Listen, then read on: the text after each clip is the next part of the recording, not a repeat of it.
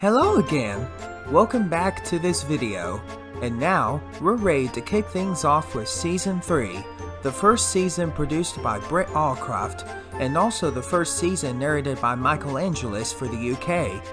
This season introduced us to 4 new characters such as Mavis the Quarry Diesel, Oliver the Great Western Engine, Toad the Brake Van, and Bulgy the double-deckered bus.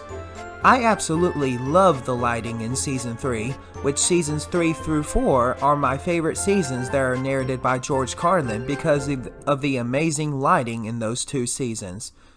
Personally, my absolute favorite episode from this season is Thomas, Percy, and the Dragon, because that's one of the episodes that explains why Thomas had always been one of my most favorite characters of the show. Okay, let's get started on the Season 3 rankings, shall we? Percy was still being cheeky. His driver always shut off steam just outside the station. Percy wanted to surprise the coaches by coming in as quietly as he could. But the porters didn't hear him either. Percy gave them such a fright that boxes and bags burst everywhere. "Oh!" groaned Percy.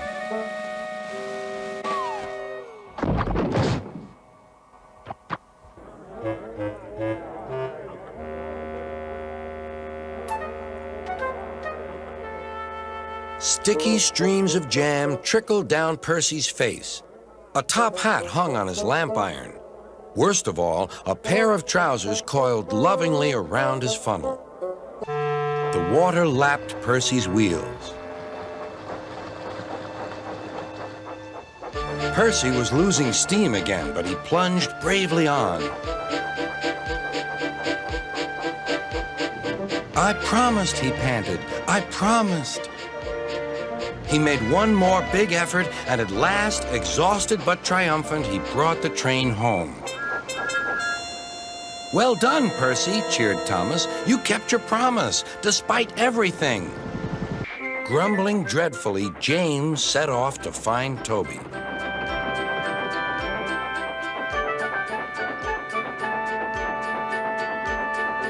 He came up behind Toby and gave him a bump. "Get on, you!"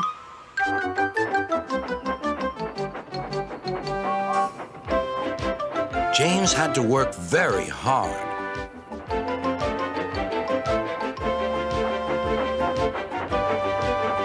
When he reached the workstation, he felt exhausted.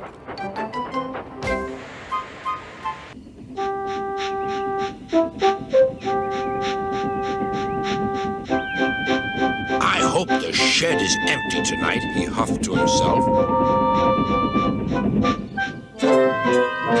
But all the engines were there waiting. "Never trust domeless engines," said a voice from somewhere behind him. "They aren't respectable." Duck felt his responsibility deeply and talked endlessly about it. "You don't understand, Donald, how much Sir Topham Hatt relies on me." "Ach, aye," muttered Donald sleepily. "I'm Great Western, and I—" "Quack, quack, quack." "What?" "Ye heard? Quack, quack, ye go. Sounds like ye'd an egg laid. Now wheesht and let an engine sleep." "Quack yourself," said Duck indignantly. Thomas knows every part of his branch line. Just ahead was a stretch where the hot sun had bent the rails on the track.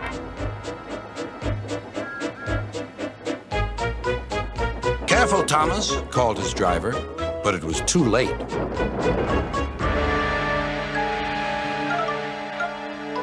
"That's done it," said his driver. "We shan't get any further today." "But what about my passengers?" asked Thomas. "Don't worry, they'll be looked after," replied his driver. Thomas was waiting for his mysterious load at the harbor. Suddenly, there it was. "Cinders and ashes," cried Thomas. "It's a dragon." "Don't worry," laughed his driver. "This dragon is made of paper. It's for the carnival tomorrow." Workmen lifted the dragon onto Thomas's low loader and put lights all round it for protection. Then Thomas set off into the misty night.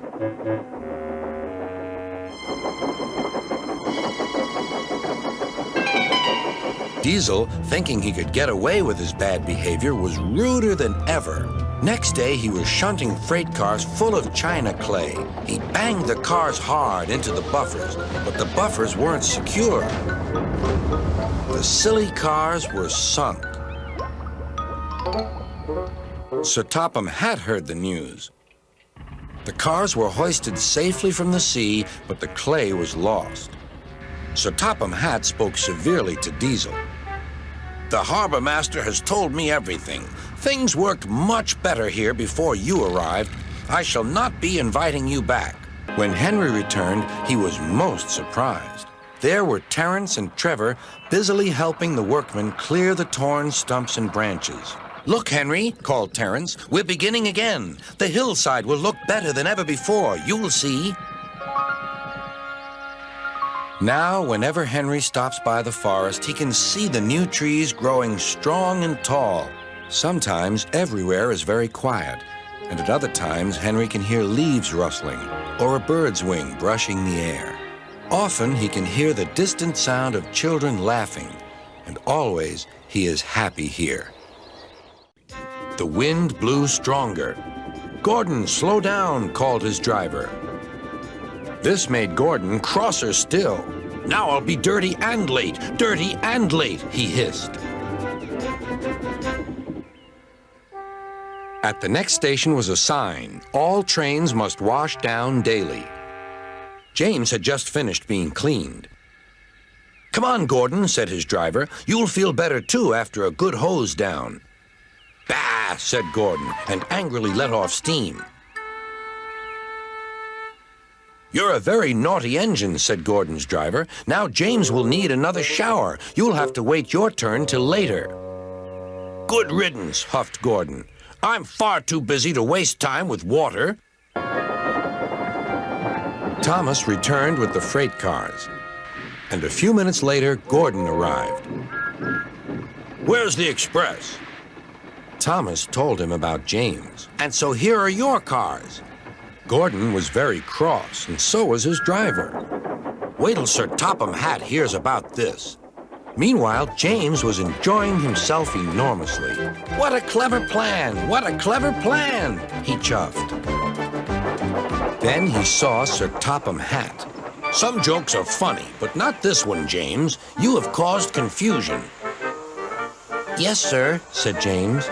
"You will now stay in your shed until you are wanted." That night, everything ran like clockwork. Thomas and Percy steamed through the stations, making good time everywhere they went.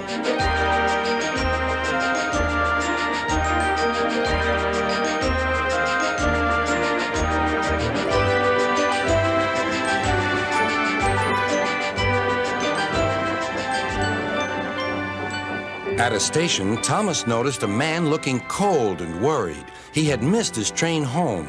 "We can give you a ride," said Thomas's driver, "but it will be rather uncomfortable." "Thank you," said the man. "Anything's better than sitting here." Danger lay ahead. "Now for our plan," giggled the cars. "Go faster, go faster." They pushed Thomas over the switches. "Slow down," called Thomas's driver, and applied the brakes.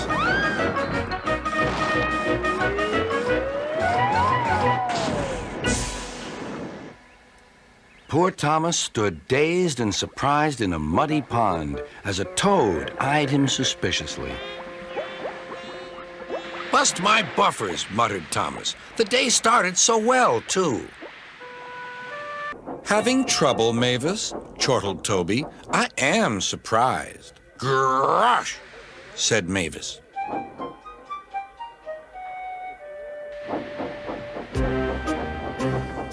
With much puffing and wheel slip, Toby pushed Mavis and the freight cars back. The hard work made his fire burn fiercely, and his firemen spread hot cinders to melt the frozen mud.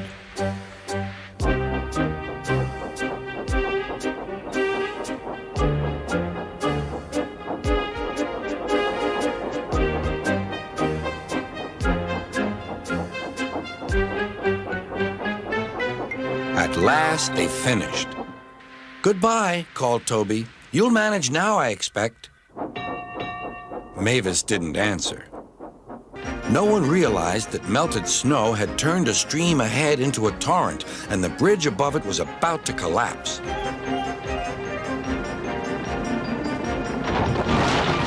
The rails were now like a tightrope across the thundering water.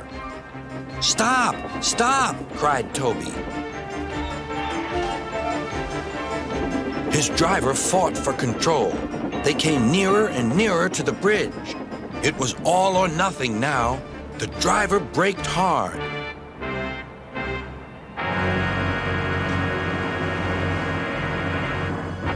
Toby stopped, still on the rails, but with his wheels treading the tightrope over the abyss. Then there was trouble. "Help, I'm stuck!" shouted Bertie. His wheels had sunk deep in the orchard mud.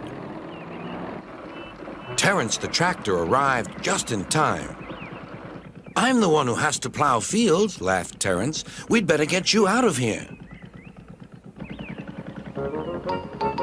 Using strong ropes, Terence and Trevor pulled Bertie clear of the mud. "This will teach Bertie a thing or two," Trevor chuffed to himself. At last, Bertie was on the road again. "Thank you, Trevor. You're not a stick in the mud at all."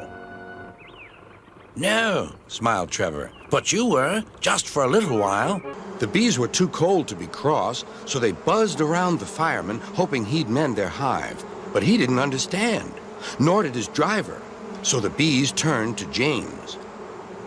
His boiler was nice and warm. Buzz off," hissed James. One bee burnt his foot. "Ooh, ah, ah, ooh." The bee thought James had burnt him on purpose.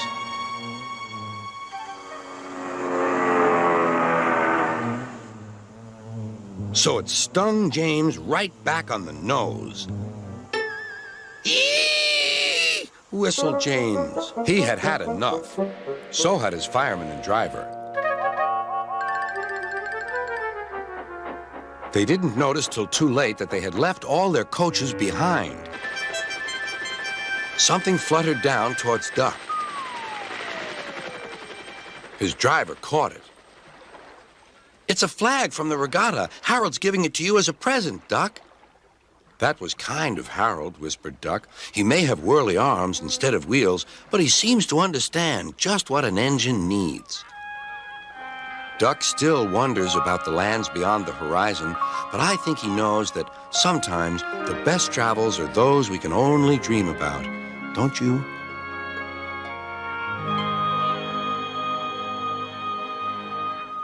Bill did so, but the foreman had accidentally stopped the turntable in the wrong place. Bill was on the wrong track, and there was Ben puffing directly toward him. The engines came to a grinding halt. They gazed grimly at each other. "I was here first," said Bill. "But you're in my way," protested Ben. "You'll have to back up again." "I won't." "You will." "I won't." Sir Topham Hatt came to stop the noise. "If you don't behave, I shall not allow you here again." Later, Gordon steamed into the yard at the big station.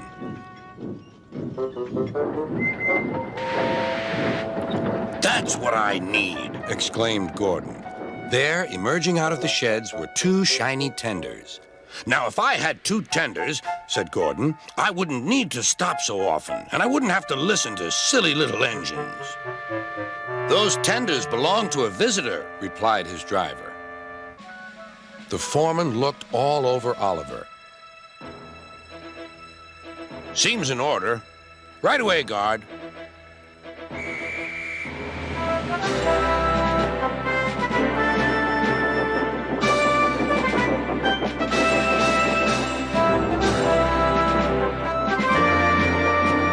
"That was a near thing."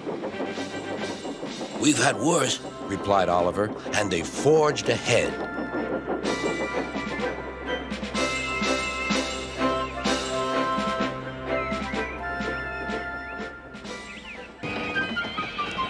His driver applied the brakes, but they were useless against the surging cars. On, yelled the cars. Oliver fought hard, but still they forced him on and on.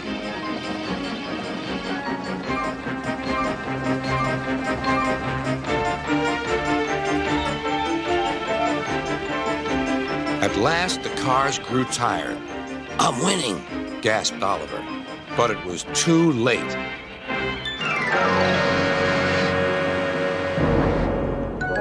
Oliver lay bruised and bemused, bunker down in the turntable well. Duck surveyed the damage. He tricked us, shouted Bulgy's passengers. He said he was a railway boss, but he wouldn't accept our return tickets. He wanted us to think railways are no good. Duck's crew examined the bridge. It's risky, but we must help the passengers. Passengers are urgent, agreed Duck. Duck slowly and carefully set off across the bridge. Bulgy wailed as he felt the bridge quiver. Oh! Oh!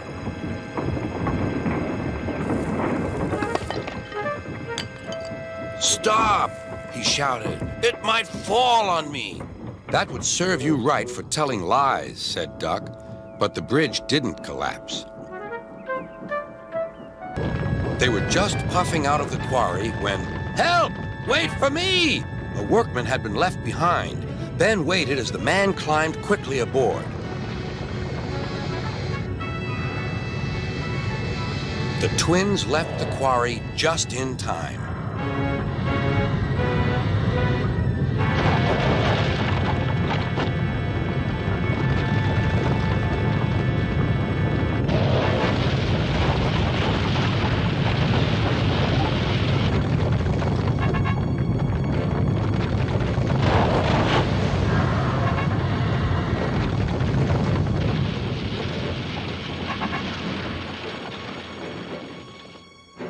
Everyone was safe, but rubble lay all around.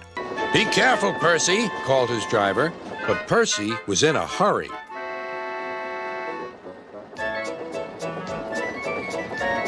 He didn't see that the switch had failed and that he had been diverted into a siding. Look out, Percy, shouted his driver and applied the brakes, but it was too late.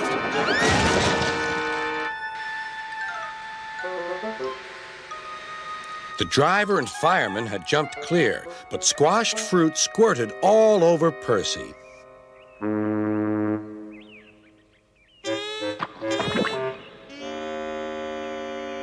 The engines whistled in delight, and everyone agreed that it was a really happy Thanksgiving. When the engines woke the next morning, they could not believe their eyes. The sheds had been repainted and decorated. Parcels lay everywhere. The engines whistled in delight, and everyone agreed that it was really a happy Christmas. Even as a George Carlin fan, the UK dub of Thomas and Percy's Mountain Adventure makes more sense to me, since it was originally intended as a Christmas episode, and that's why I prefer it over the US Thanksgiving dub. Anyways, Season 3 completed, and now we're ready to move on to Season 4, the season to introduce us to the narrow gauge engines such as Skarloey, Rheneas, Sir Handel, Peter Sam, Rusty, Duncan, and Duke. And a few other new characters as well, such as Stepney the Bluebell engine, the Class 4D diesel, Caroline the car, George the steamroller, Bulstrode the barge, and Scruffy. Oh, and don't forget Smudger, but he was turned into a generator for misbehaving. Once again, Season 4 is another one of my favorite seasons of the series because of the excellent lighting. Okay, time to rank the episodes in the final season to be narrated by George Carlin for American releases. Smudger, said Duke, was a show-off. He rode roughly and often came off the rails.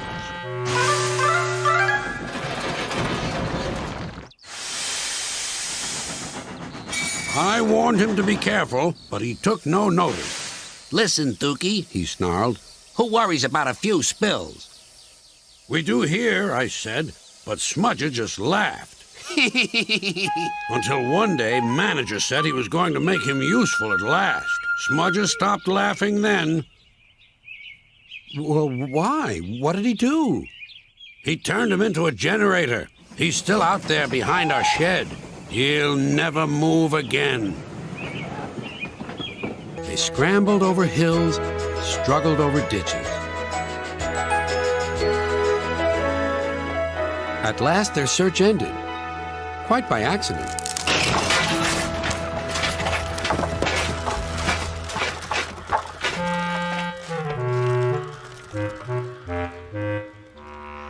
We've found him! We've found our sleeping beauty! Excuse me, inquired Duke. Are you a vandal? Driver told me vandals break and smash things. Bless you, no, laughed the rescuers. We've dropped in because we couldn't find your door. Falcon and Stewart will be pleased to see you. So they did remember, sighed Duke happily. All the while, Duke was building more strength. At last, with everyone's help, he was able to pull Falcon back onto the rails.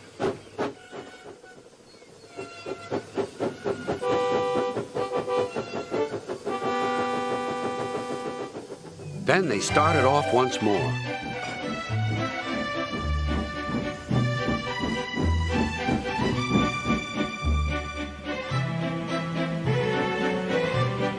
The manager was waiting at the top station. He apologized for the accident. Your Duke, said the passengers, is a hero. He stood firm like a bulldog and wouldn't let go. When they reached the last station, everyone cheered. What happened? Asked a boy. They don't usually need 2 engines. Well, replied his father, Stewart broke down. Duke had to help him. It sounds as if he had a hard job, too. Duke and his driver's joke had worked. Fiddlesticks! Exclaimed Stewart, and he vanished in a cloud of steam. Duke wheezed alongside. Poor old engine, he teased. It's no good, Stewart. You can't win. But it wasn't. His springs were weak, and the rail joints jarred his wheels. At last, a spring gave way. I feel all crooked, cried Scarloey. We'll need a bus now for our passengers, sighed his driver. No, pleaded Scarloey. I'll get them to the station or burst. James was waiting at the platform. Clanging and clanking, Scarloey steamed in. I'll do it. I'll do it. I've done it. James collected his passengers and respectfully puffed away. But his driver thought otherwise. We'll leave the coaches now and fetch some cars from the quarry. Cars, snorted Sir Handel. Cars. I won't. So there. Sir Handel was about to cause a great deal of trouble. Told you, said Sir Handel.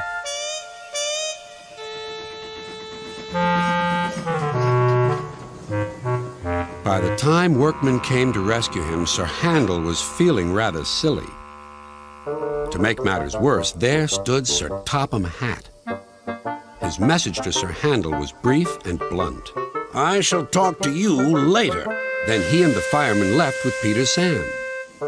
Sir Handel felt sillier still. They arrived at the big station just in time. Hurrah, said Peter Sam. He felt very relieved. Not bad, youngster, said Henry loftily, but the refreshment lady was still cross. What do you mean by leaving me behind? I'm sorry, refreshment lady, replied Peter Sam, but Henry said he might leave without us. Then the refreshment lady laughed. You silly engine! Henry was teasing you. He wouldn't have gone without our passengers. He's a guaranteed connection. Well, said Peter Sam, where's that Henry? But Henry had chortled away.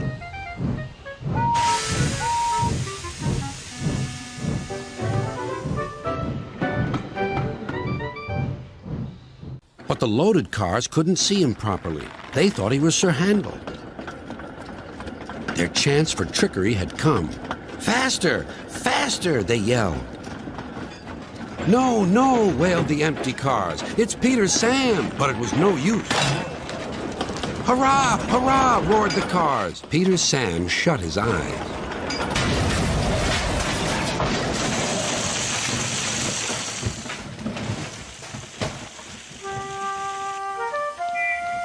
Beep! Beep! Wailed Peter Sam. Rusty was working nearby and came to help clear up the mess. Bust my buffers, exclaimed Rusty. Never mind, Peter Sam. We'll get you out. He was stuck at the far end of the tunnel, and he was very cross. I'm a plain, blunt engine. I speak as I find. Tunnels should be tunnels and not rabbit holes. This railway is no good at all. Don't be silly, snapped his driver. This tunnel is quite big enough for engines who don't rock and roll. It took a long time to clear away the rocks and set Duncan free again.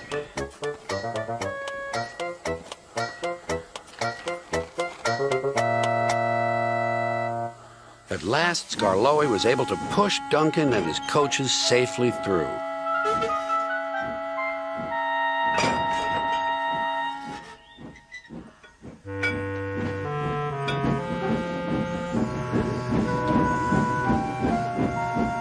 He climbed the hill furiously.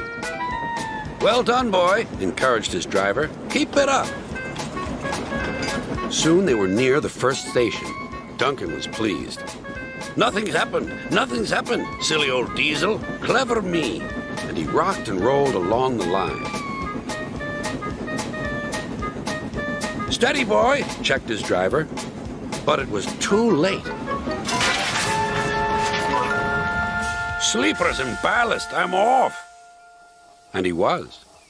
Peter Sam said again and again, his new funnel will put ours to shame. Went into the tunnel and lost his old funnel. Now his famous new funnel's a drain. The teasing continued until at last the day came when his new funnel arrived. Sir Topham Hatt proudly presented it. Oh dear, someone squashed it, said Peter Sam. But Sir Topham Hatt laughed. Don't worry, Peter Sam. This funnel is something special indeed. You'll soon see. Peter Sam's new funnel had special pipes which made puffing much easier. I feel stronger than ever before, he hummed. Even Sir Handel was impressed. Get out of my way, you great clumsy road hog. I don't move for imitation steamrollers. You don't know the road.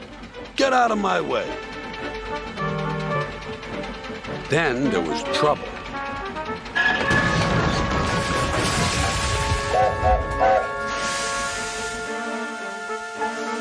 Ah! Cried Sir Handel. That was your fault. No, it wasn't. It was yours. At last they reached the viaduct near the station. Come on, Duncan, called his driver. One more effort, and you'll have a rest and a drink at the station. Then Duncan was very rude. Keep your old station. I'm staying here. And he did, too. Skarloey had to haul Duncan and his train all the way to the platform.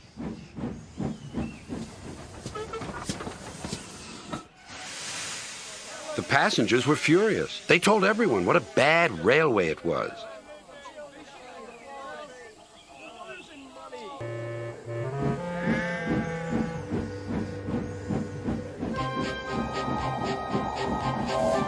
Rheneas did his best.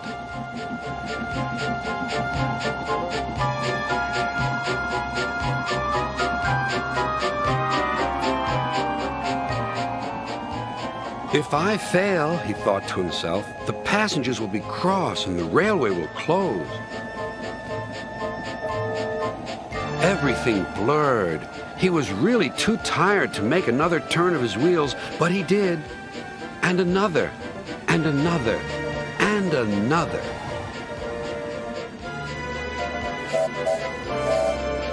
Finally, tired but triumphant, Rheneas reached the station. I'm here at last, he wheezed. Everyone worked fast. It was difficult to set the fire, but soon it was glowing hot and Stepney had a good head of steam. Rusty's engineer agreed to be Stepney's fireman. So off they set, past the bleak and brooding lines of diesels. Where's he going? They hissed. Just down the line, replied Rusty. And they chuffered quickly away. We've done it, whispered Rusty. We're over the border and back on our own railway. Mission accomplished. When Rusty and the engine arrived in the valley, a big welcome awaited them. Shunted, and on my own branch, too. It's a disgrace. I'm sorry, said Stepney. I was a special.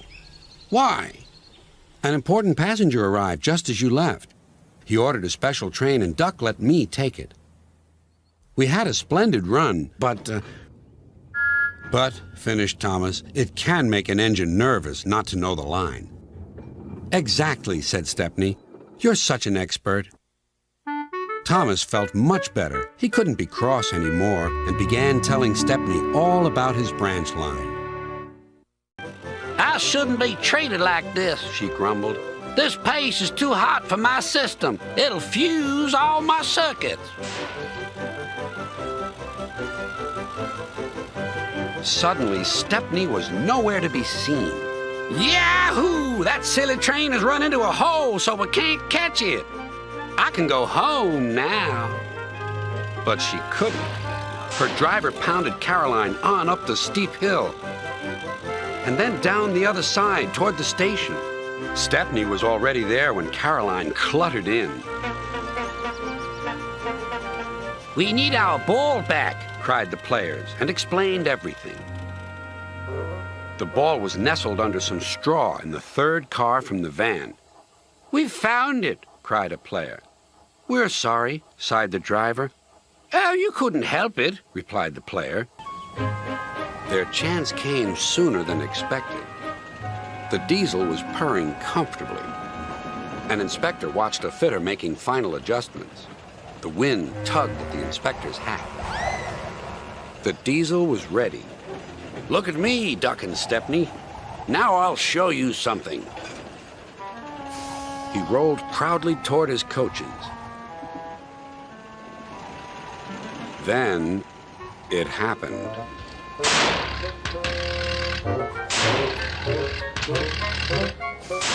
Shaking and spluttering, the diesel stopped. Then there was trouble. The block was indeed alive and very strong. It began to push the train backwards. Out of the tunnel came Henry, then the cars, and last of all, a large, cross elephant. Well, I never, cried the foreman. The workman gave him some cake. He drank 3 buckets of water and was just about to drink another when Henry let off steam. Cried the elephant. Water went all over Henry. Poor Henry. The silly cars giggled. But Oliver knew what to do. There was plenty of sand on the rails and his wheels gripped splendidly. He gave a great heave. Oh, Groaned Scruffy. I don't like this. Go on, yelled Duck. Well done, boy, well done. Oh! Wailed Scruffy. I'm coming apart.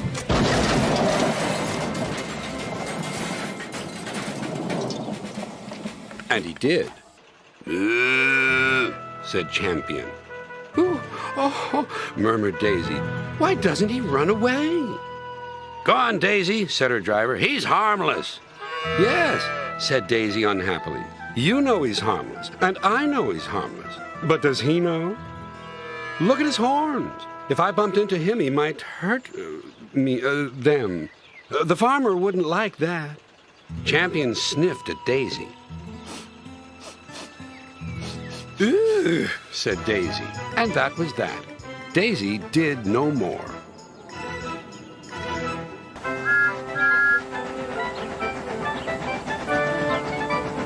Oh, thank goodness you're still here, panted Thomas. I hope we're not late, as it's just after 8. The conductor blew his whistle and waved his flag. The engines cheered. Look out, big city, here we come! And the cavalcade puffed away.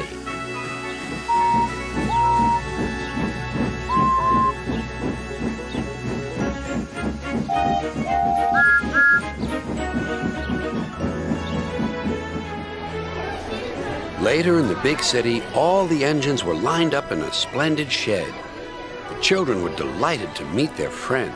I'm glad the little girl wrote to us, whispered Thomas to Percy. Isn't it wonderful what happiness a letter can bring? Edward steamed in. Beep! The Queen is here! Then Gordon whistled as he approached the station. Everyone knew that sound. The Queen's train glided into the station. Gordon was spotless and his brass shone brightly.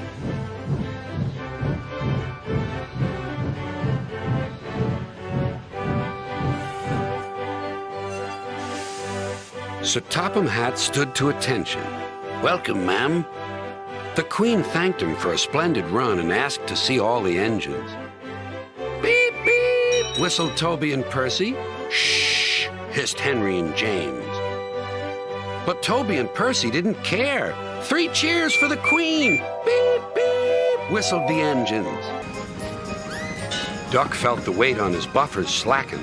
Then Duck noticed something else. There's no sign of a tail lamp, he puffed.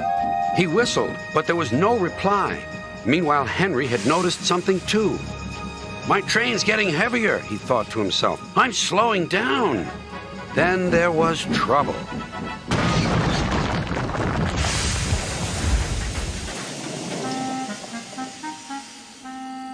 No one was hurt, but a strong smell of fish hung in the air. But the cars were being careless. As Percy was lining them up, they burst through some buffers. Help! Help! They wailed. But it was too late.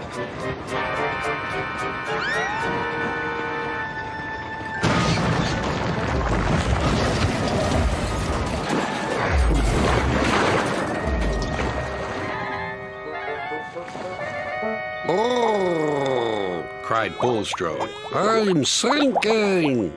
Serves you right, giggled the cars. You were always barging in and moaning. He was in a hurry and being careless. He propped his bike against Percy's mail car and rushed away. Stop, cried Percy. But Tom was out of sight. There was worse to come. Percy's driver hadn't seen the bike and he started away. Oh, no, cried Percy. Now there'll be trouble. And there was. Percy's driver quickly stopped the train. Everyone came running to the scene. Tom Tipper's bicycle was in pieces. Okay then, now that we've finished all of the seasons narrated by George Carlin, we'll move on to the Alec Baldwin episodes in the next part of this video. Also, let's play George Carlin's last lines as Thomas narrator to pay respects for him. So I did help, beamed Percy. But by accident, you might say. You have been a wonderful narrator, George Carlin. Alright, this is Richard Hibbard closing out this part, so stay tuned until the next part is uploaded.